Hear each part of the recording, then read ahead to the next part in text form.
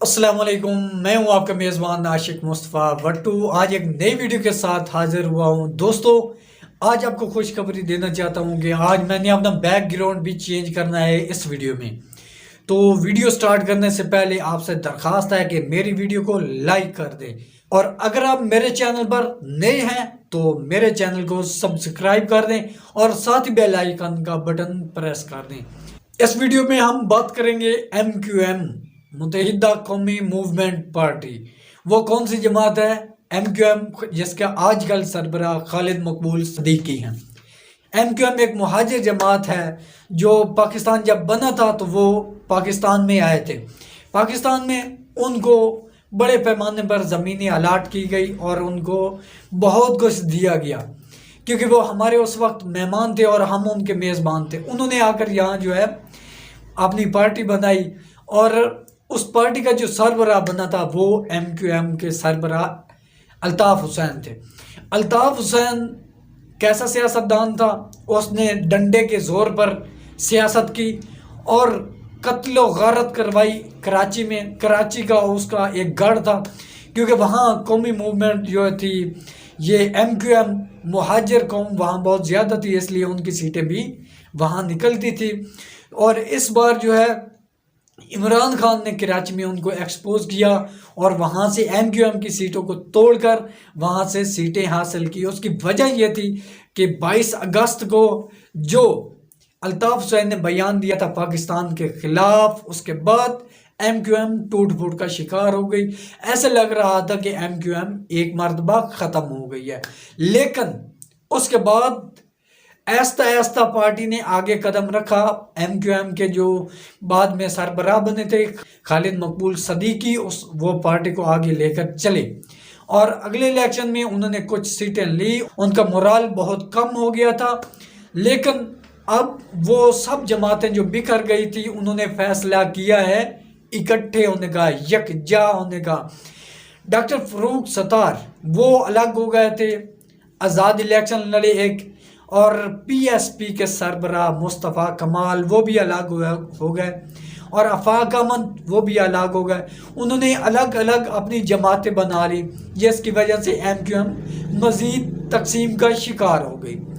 MQM ने ये देखा है कि उनकी सीटें बहुत कम होती हैं, उसके बावजूद भी अपनी सीटें लेकर भी वो हुकूमत को ब्लैक मेल करती है, क्योंकि जो बड़ी जमातें होती हैं वो अक्सरियत पाकिस्तान में नहीं ले सकती, तो बड़ी जमातों को फिर छोटी जमातों को साथ मिलाकर अपनी हुकूमत बनाना पड़ती है।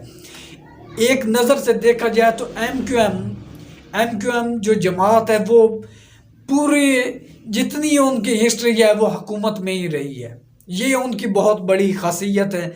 चाहे उनका काम अवाम का काम हो या ना हो, कराची के अवाम के मसाइल हल हों या ना हों, मुहाजिर कौम के मसाइल हल हों ना हों, उन सियासी लोगों के अपने ज़ाती मफादात होते हैं। कौन से होते हैं?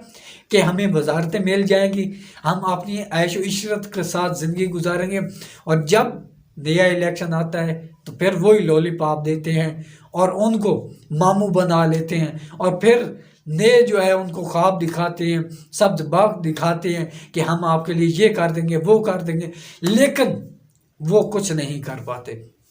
अब एक बार फिर MQM में जान डालने के लिए गवर्नर सिंध एक अहम रोल किरदार अदा कर रहे हैं।